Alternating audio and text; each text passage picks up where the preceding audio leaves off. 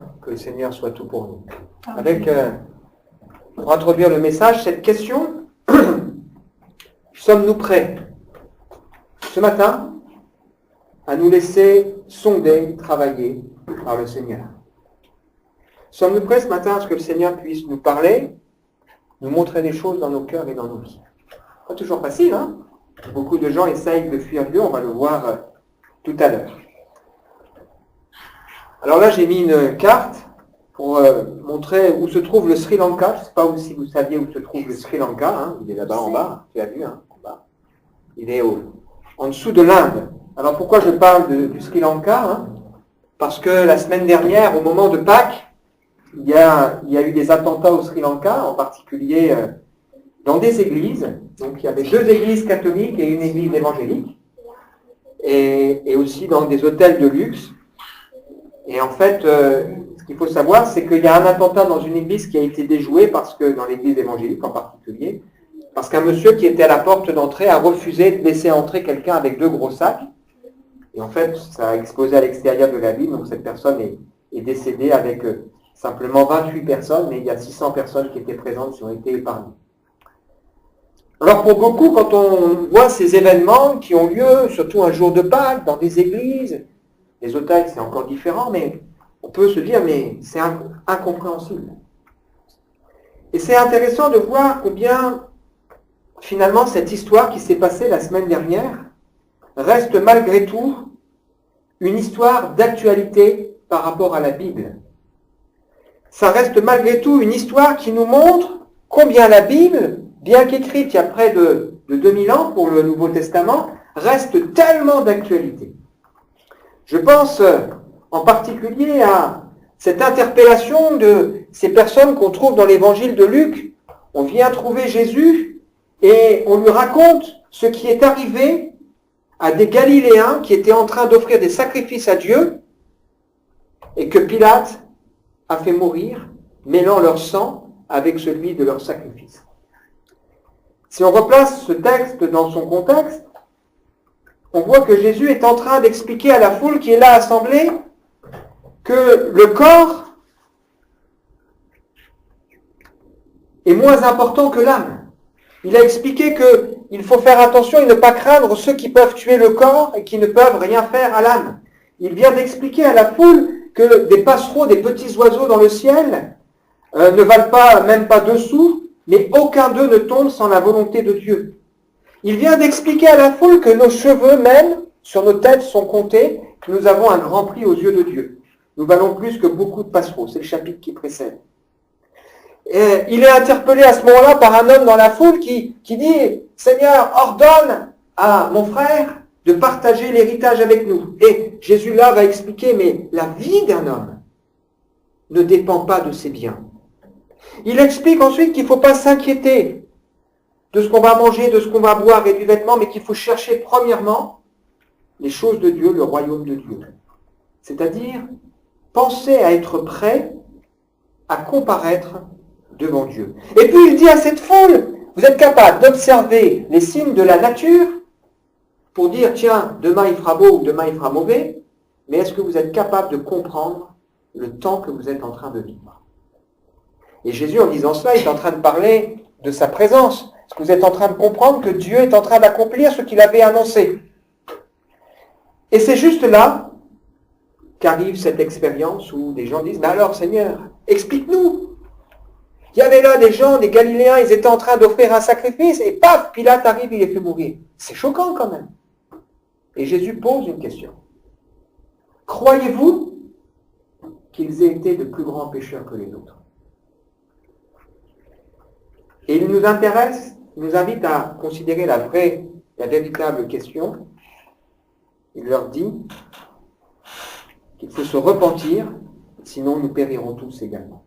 Et puis il enchaîne en racontant l'histoire d'une tour qui va tomber sur 18 personnes, qu'elle va faire mourir. Ce n'était pas de plus grands pécheurs que les autres, mais c'est une façon d'interpeller les gens pour dire la vie est éphémère. Et il faut savoir profiter du temps que Dieu nous donne, de ce moment que Dieu nous donne, pour se mettre en règle avec lui. Et cette histoire qu'on a vécue la semaine dernière au moment de Pâques nous invite à considérer effectivement l'importance pour nous d'être prêts, d'être prêt et d'être en règle avec le Seigneur. Être prêt, sous-entendu, sous le regard de Dieu. Sommes-nous prêts ce matin à nous laisser sonder par Dieu pour qu'il nous montre dans nos cœurs ce qu'il a encore besoin de faire et de transformer dans nos vies? Sommes-nous prêts à nous laisser interpeller par le Seigneur pour savoir si oui ou non nos vies honorent Dieu? J'ai fait un jour un voyage avec mon épouse, il y a 5 ans de ça, à Corfou, une petite île. On a eu l'occasion de circuler dans cette île et il y a plusieurs choses qui m'ont marqué. La première qui m'a marqué, c'est la générosité des gens. Un jour, je vous assure que c'est vrai, on descend là, en ville, il y a un monsieur qui arrive et qui nous tend un fruit, il nous dit « Est-ce que vous voulez un fruit ?» Comme ça. Générosité. Waouh, c'est interpellant. Et puis à un moment donné, j'ai aussi été interpellé avec mon épouse par autre chose qui m'a davantage dérangé. On était dans un restaurant et il y avait un groupe de personnes étrangères qui pendant 1h30 ont chanté des chants chrétiens sans se soucier de ceux qui étaient là autour. Alors au début on peut se dire, ils ont quand même le courage d'afficher leur témoignage, ok c'est bien, mais après c'était vraiment dérangeant et tous ceux qui étaient là autour, ils étaient venus au restaurant, ils n'étaient pas venus pour ça. Et finalement, il y avait une forme d'égoïsme, une forme de manière de vivre et de témoigner, enfin de vivre quelque chose sans penser même à ceux qui sont autour et qui finalement dérangeaient tous ceux qui étaient là. Sommes-nous prêts à nous laisser interpeller par Dieu pour qu'il nous révèle, qu'il nous montre si effectivement dans nos vies lui plaisent, nos vies l'honorent, nos vies le glorifient? On va partager ensemble ce matin un psaume particulier. Je ne vous cache pas que c'est probablement pour moi mon psaume préféré. On a dans nos vies des textes qu'on aime particulièrement. C'est le psaume 139. Alors ce psaume, il est en fait composé de 4 parties qui font 6 versets chacune. Et donc je vous propose simplement de lire et de commenter ce passage. Premièrement, les versets 1 à 6 qui vont nous montrer que David a pleinement conscience du regard de Dieu sur sa vie. Au chef de chœur, c'est-à-dire que ce psaume était chanté, c'est ça que ça veut dire, il est identifié, son auteur est identifié, psaume de David. Éternel, tu m'examines et tu me connais. Tu sais quand je m'assieds et quand je me lève. Tu discernes de loin ma pensée. Tu sais quand je marche et quand je me couche, et toutes mes voies te sont familières. La parole n'est pas encore sur ma langue que déjà, Éternel, tu la connais entièrement. Tu m'entoures par derrière et par devant, et tu mets la main sur moi. Une telle connaissance est trop extraordinaire pour moi, elle est trop élevée pour que je puisse l'atteindre. On va réfléchir ensemble à ce psaume de David. Alors c'est intéressant de voir que ce psaume, il est clairement identifié. Ce n'est pas la confession de foi de quelqu'un qui parle d'un Dieu théorique, d'un Dieu lointain. Mais c'est la confession de foi d'un homme qui vit quelque chose avec Dieu et qui a conscience que Dieu regarde sa vie. Il a conscience que Dieu sait tout de lui. Est-ce qu'on en a conscience? C'est le témoignage d'un homme qui a marqué l'histoire. Les enfants connaissent l'histoire de David et Goliath, mais je ne crois pas que ce soit ça la principale histoire qu'ils doivent nous marquer. Il a marqué l'histoire parce que la Bible nous dit que c'était un homme selon le cœur de Dieu. Et dans sa vie, même s'il a commis des erreurs, il a été capable de se repentir pour remettre Dieu à l'honneur et pour se laisser travailler et sonder par l'Esprit de Dieu. Ça n'a pas été toujours facile, on y viendra. Et David est devenu, dans l'Ancien Testament, une référence. Quand on a des rois qui suivent, on les compare à David. On dit, il a été intègre comme David son père, ou il n'a pas été intègre dans toutes ses voies comme l'a été David.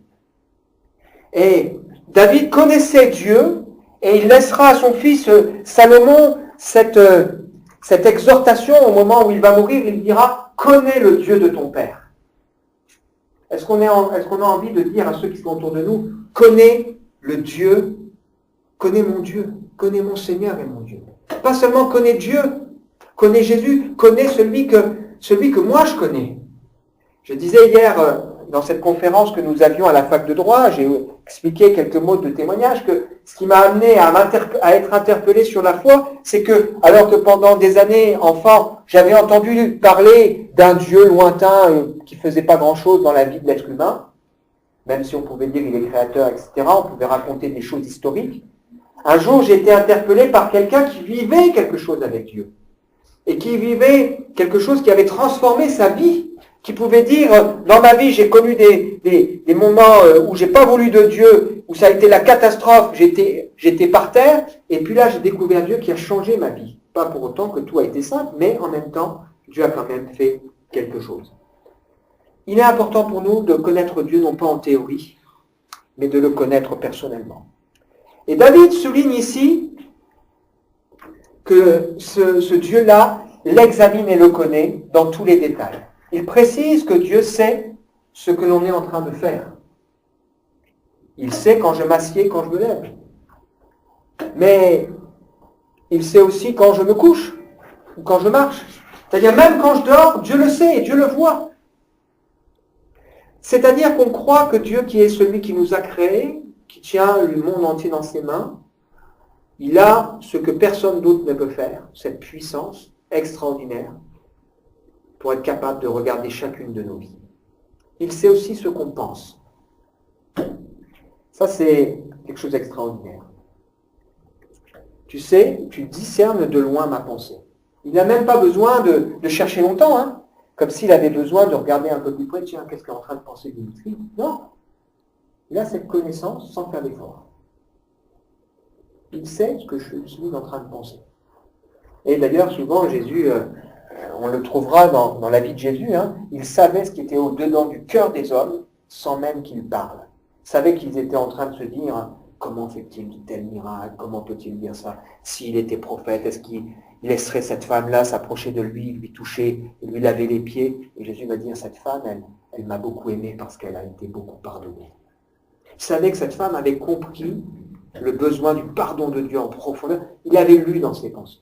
C'est important pour nous de savoir que le diable, les puissances occultes ne lisent pas dans nos pensées, contrairement au Seigneur Jésus, ou contrairement à Dieu.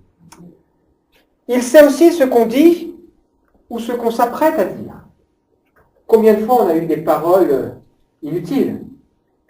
Combien de fois peut-être on est trop bavard, on peut regretter, oh mince, j'aurais dû me taire. On a été maladroit sur une parole, ça peut arriver. Là, le Seigneur nous dit, la parole, elle n'est pas encore sur ta langue, je la connais bien, je sais ce que tu veux dire. Je la connais entièrement. Et d'ailleurs, la Bible nous dit que c'est par nos paroles que nous serons justifiés ou pas. Et c'est pour ça que exprimer notre foi de manière audible, c'est important. La Bible dit, celui qui confessera de sa bouche le Seigneur Jésus. Elle dit aussi que si on a honte de lui sur la terre, il aura honte de nous dans le ciel. Elle nous dit aussi que on aura à rendre compte pour toute parole vaine qu'on aura sortie. Elle nous dit aussi qu'on ne peut pas avec la même bouche par moment sortir des choses agréables et par moment des choses amères. Elle nous dit aussi que la langue, c'est comme un feu qui est capable d'embraser une grande forêt. Combien de fois qu'il y a eu des querelles, des disputes, des divisions parce qu'il y a eu des paroles maladroites qui ont été dites ou rapportées. Si tu savais ce qu'il a dit sur toi. Alors là, après, ça y est, le feu est parti. La colère, elle est enflammée. Et donc, le Seigneur, il connaît déjà entièrement les paroles avant même qu'on les prononce. Rien n'est caché devant lui, mais tout est à nu, est à découvert devant le Seigneur. Il est là, tout près de nous. Et pour David, en pensant à cela, cette réalité est rassurante.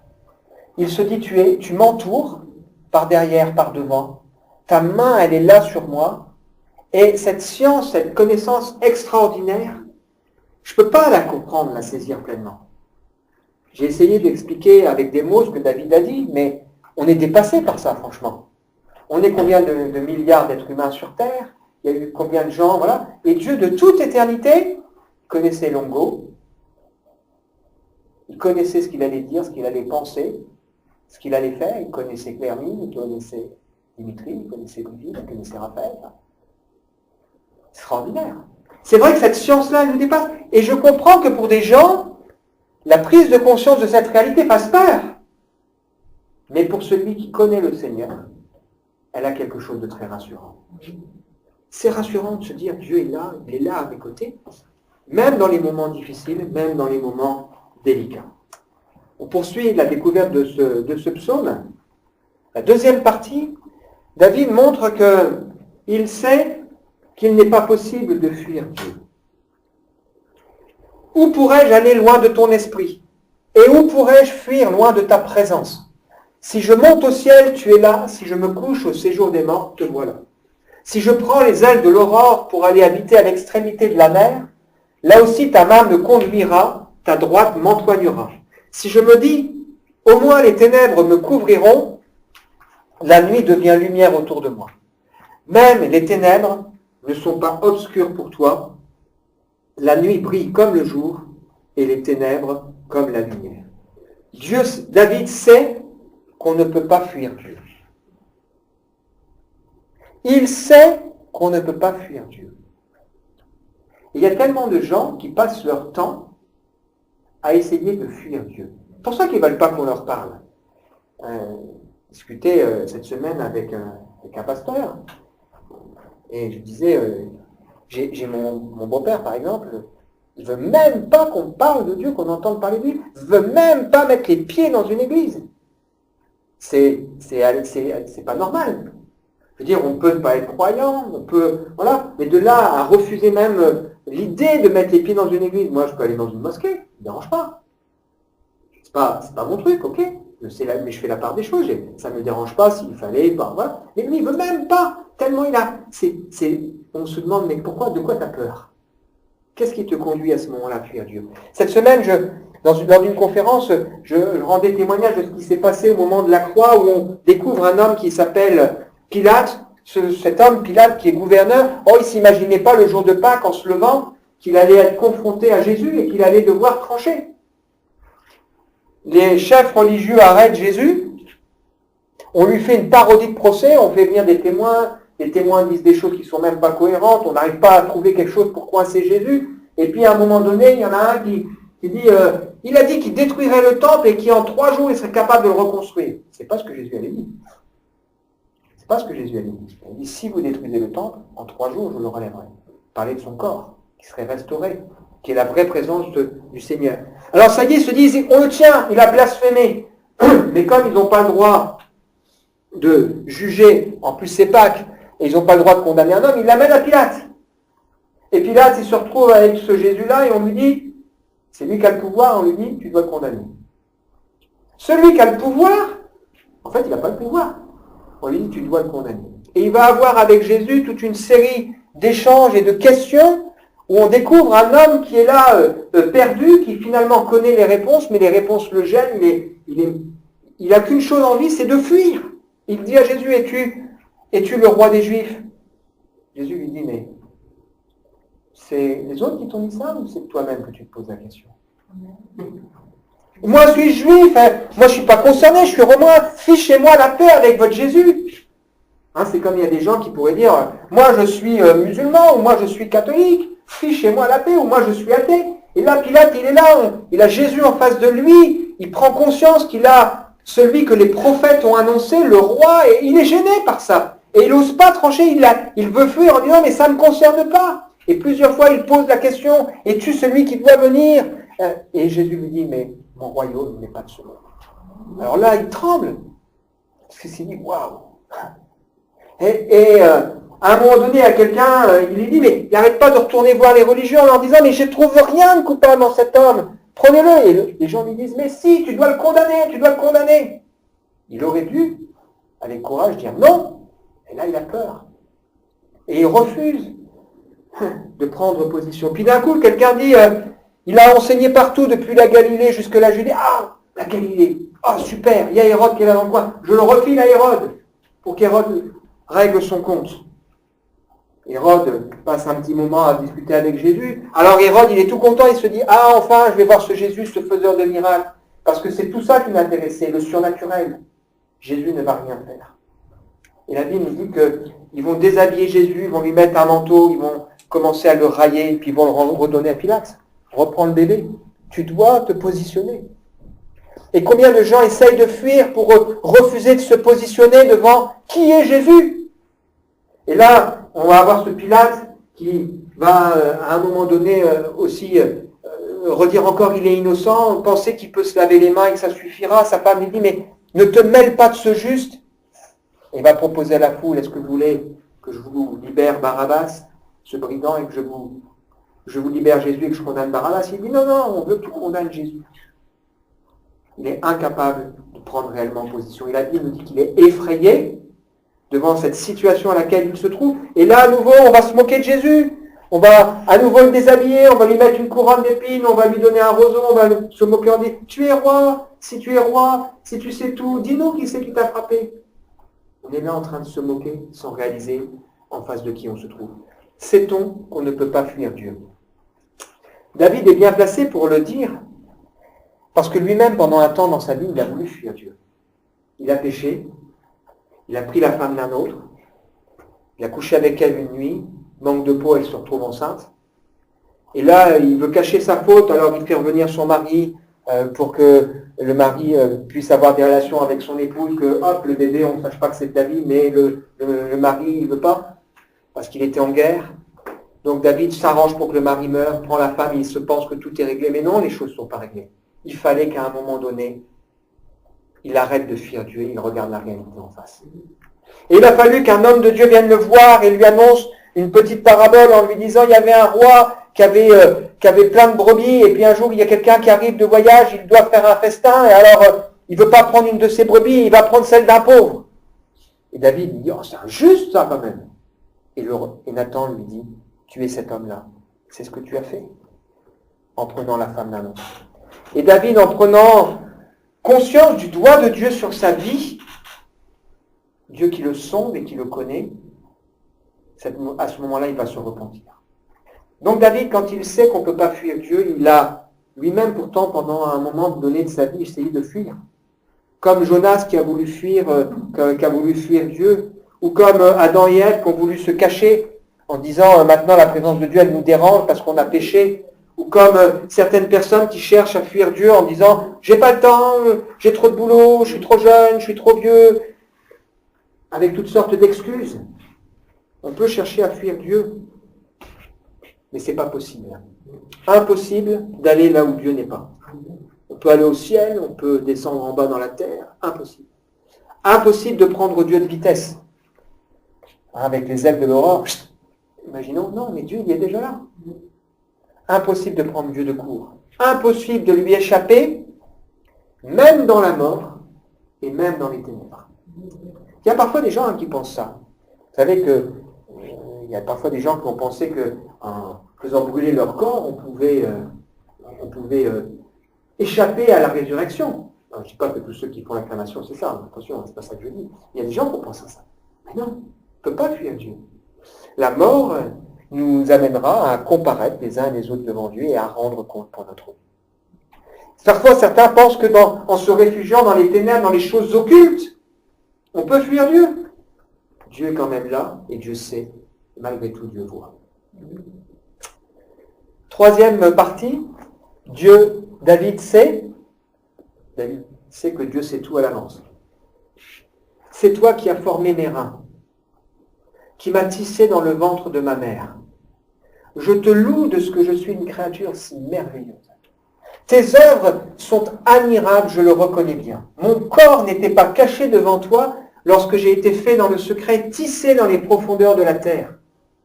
Je n'étais encore qu'une masse informe et tes yeux me voyaient. Et sur ton livre étaient inscrits tous les jours qui m'étaient destinés, avant qu'un seul d'eux n'existe. Que tes pensées, ô Dieu, me semblent impénétrables, que leur nombre en est grand. Comment les compter? Elles sont plus nombreuses que les grains de sable. Je me réveille et je suis encore avec toi. David savait que Dieu est à l'origine de notre vie. Nous ne sommes pas un accident de parcours. J'ai déjà dit, moi, il paraît que je suis un accident. Attends, je n'avais pas prévu. Pas l'accident. Voilà, je suis là devant. C'est Dieu qui l'a voulu. On n'est pas le fruit simplement d'une association biologique. Ce texte nous dit que La vie, aux yeux de Dieu, elle est précieuse. Et Dieu, dans sa bonté, a permis que nous venions. C'est pour ça qu'on chante ce petit chant, tu as voulu de moi sur la terre, hein, avec les enfants. Tu as voulu un jour me voir naître. Aucun enfant n'est le même que moi. Et je suis précieux pour toi. Ben oui, Dieu est celui qui est à l'origine de la vie. Et ce texte, il m'interpelle, c'est le verset que j'avais mis à la naissance de mon garçon, hein, Nathanaël. Tu m'as tissé dans le ventre de ma mère. Il y a une traduction qui dit, tu m'as façonné comme une broderie. C'est-à-dire que Dieu, quand il nous a formés dans tout ce temps, il y a un soin méticuleux. Notre corps, il est extraordinaire. Le corps humain, c'est extraordinaire. Et David, il a conscience de ça. Il se dit, le corps, la vie que Dieu a donnée, c'est extraordinaire. Et il parle ici de la préscience de Dieu. C'est-à-dire le fait que Dieu sait tout à l'avance. Il sait, pas seulement il sait tout, mais il sait tout même à l'avance. Est-ce que cela nous pousse, comme David, à adorer Dieu? J'étais qu'une masse informe dans le ventre de ma mère, à quelques heures, quelques secondes de création, de conception, peut-être quelques jours, quelques mois. Dieu avait déjà son regard qui était posé sur nous. Et David a conscience que sur le livre de Dieu, alors il y a dans la Bible plusieurs allusions au livre que Dieu écrit, le livre de vie, sur lequel le nom de ceux qui sont sauvés doit être écrit. Et c'est cette question qui est importante pour nous. Quand Jésus verra ses disciples revenir tout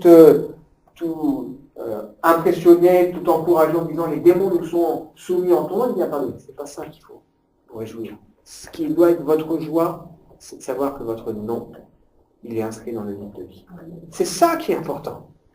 Est-ce que notre nom est dans ce livre? Et la Bible nous raconte aussi que le jour du jugement, il y a des livres qui seront ouverts. Et on regardera la vie des uns et des autres. Et ce texte nous dit que Dieu sait à l'avance tout ce qui va nous arriver.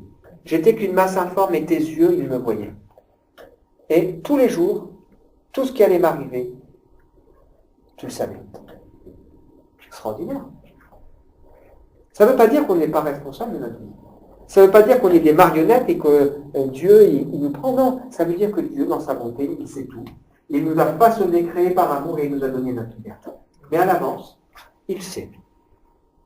Et pour nous qui avons la foi, c'est quelque chose de rassurant, qui nous invite à, justement, apprendre à ne pas nous inquiéter du lendemain.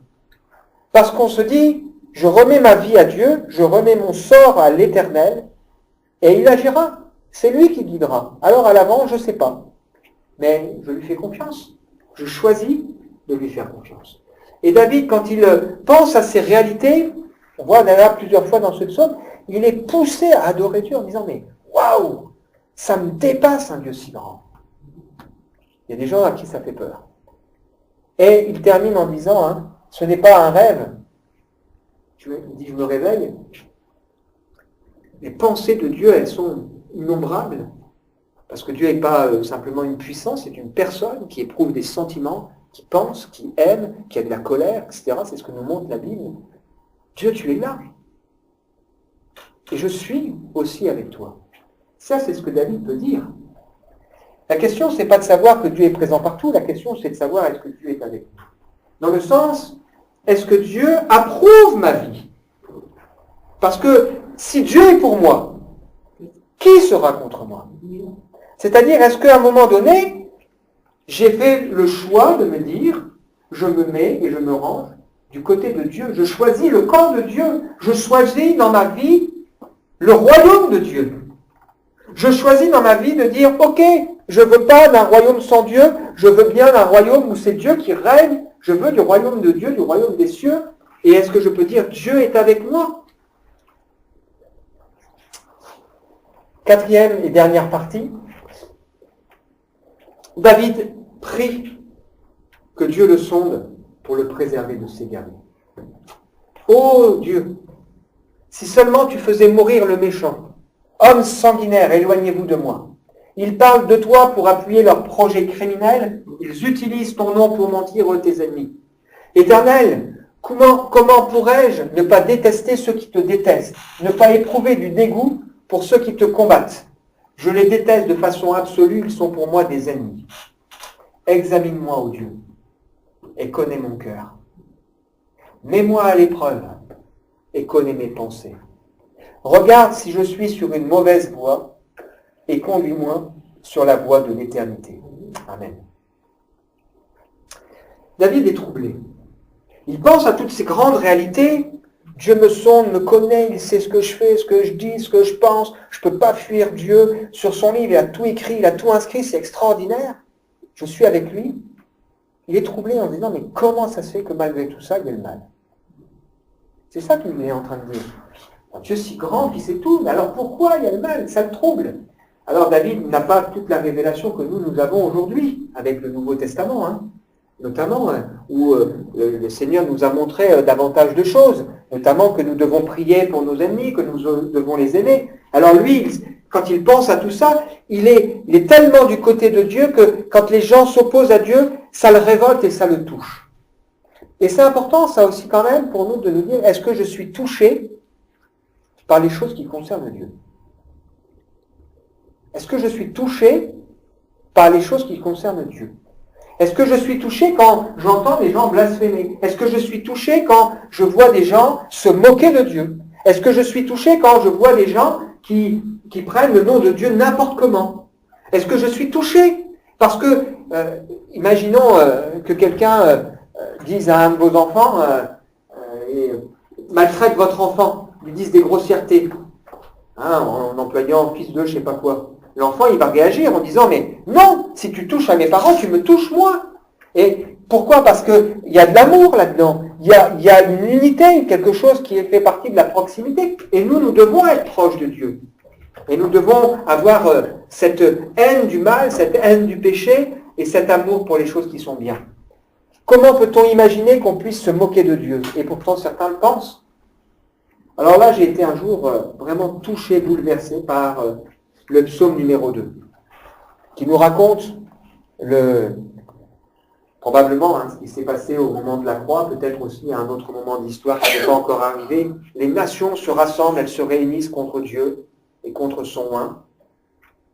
Et la Bible nous dit, Dieu est sur son siège et il rit. Il rit pas parce qu'il se moque de cette situation, mais il rit en se disant c'est ridicule. Imaginons qu'une petite fourmi vienne là et qu'elle essaie d'attraper ma jambe et de me faire tomber. J'ai envie de rigoler. C'est ridicule par rapport à la taille que j'ai et la force qu'elle a. Mais c'est la même chose. Quand Dieu rit, il rit parce que l'être humain qui veut s'opposer à Dieu, c'est tellement ridicule. Entre la force de l'être humain et la grandeur de Dieu, immense, qu'il rit. Comment peut-on imaginer qu'on se moque d'un Dieu qui est si grand, si puissant? Comment peut-on imaginer que dans nos vies, on puisse échapper à son regard? Et David, quand il pense à ça, il a alors cette crainte dans son cœur de se dire, moi je ne veux pas m'éloigner de Dieu. Je veux, Seigneur, que tu me gardes. Je veux, Seigneur, que dans ma vie, tu me conduises là où il faut que j'aille. Je veux que dans ma vie, Seigneur, tu me sondes, tu me conduises, tu regardes tout ce que je pense, et s'il y a des choses qui ne vont pas, tu me les révèles, tu me les montres, parce que moi, je n'ai pas envie de m'éloigner de Dieu. Est-ce que ce matin, on est prêt à faire cette prière? Sonde-moi au Dieu. Regarde mon cœur, regarde ma vie. Je choisis de te faire confiance. Je veux dans ma vie être conduit là où toi tu m'attends. Et là, on va sur un terrain qui est encore un peu plus grand. C'est ce terrain de se dire, si Dieu est Dieu qui me connaît, me sonde, etc., qui m'invite à lui faire confiance, à lui remettre ma vie, il veut à un moment donné aussi devenir celui qui nous conduit et qui nous guide. Et tout à l'heure, on a lu, j'ai lu ce texte qui nous dit ô grandeur et merveille, qui a connu la pensée du Seigneur, toutes choses ont été faites par lui, qui nous invite derrière à offrir nos corps comme un sacrifice vivant, saint, agréable à Dieu, pour qu'on puisse discerner la volonté du Seigneur dans nos vies. Et si Dieu est celui qui nous connaît parfaitement, il est aussi celui qui, à un moment donné, veut nous dire, est-ce que tu es prêt à ce que je t'utilise? Est-ce que tu es prêt à ce que dans ta vie, je fasse quelque chose d'utile pour mon royaume? Est-ce que tu es prêt à me laisser les rênes de ta vie pour que je m'occupe de toi et que je fasse de toi une source de bénédiction? La Bible nous dit que Dieu, qui veut nous sauver par grâce, on ne le mérite pas. Nous, tout ce qu'on mérite, c'est sa colère. Dieu qui veut nous sauver par grâce a préparé pour chacun de nous des œuvres d'avance pour qu'on puisse les pratiquer. Et il ne nous dit pas tout à l'avance, mais il va nous montrer. Simplement, et ça se fait bien souvent naturellement, le Seigneur nous conduit, nous guide et nous amène là où il veut nous conduire. Sonde-moi, ô Dieu, et connais mon cœur. Éprouve-moi, Seigneur. Connais mes pensées. Je ne veux pas fuir. Et Seigneur, si je ne suis pas sur la bonne voie, éclaire-moi. Montre-moi ce qui dans ma vie ne te plaît pas. Montre-moi ce qui dans ma vie ne te glorifie pas. Je veux arrêter mes excuses, je veux me laisser toucher par ton esprit pour que tu puisses faire ton œuvre dans mon cœur et dans ma vie. Je vous propose de prendre un temps de recueillement. On va prendre un temps, on va prier, puis ensuite on chantera ce chant, Sonde-moi au Dieu, justement. J'ai prié. Merci Seigneur pour ce texte extraordinaire où on voit David qui avait vraiment compris qui tu es. Et tu veux ce matin ne pas être seulement un Dieu qu'on connaît en théorie, il est tout-puissant, il est omniscient, omniprésent, mais tu veux qu'on puisse prendre conscience de ces réalités dans nos cœurs et dans nos vies. Je te prie Seigneur que personne ce matin ne fuit ta présence. Que personne ce matin ne se cache quelque part pour penser qu'il puisse vivre sans toi ou loin de toi. Seigneur, David avait pris conscience que cette révélation est merveilleuse, extraordinaire, et il l'a accepté et il était plein de reconnaissance et de louange, et c'est ce qu'on veut être ce matin. En même temps, il prie, disant, Seigneur, garde-moi de moi-même. Garde-moi des méchants. Garde-moi des mauvaises pensées. Garde-moi de ces voies qui pourraient me détourner de toi. Sonde-moi, ô Dieu. Examine-moi et conduis-moi sur la voie que tu veux pour l'éternité. Je prie, Seigneur, que tu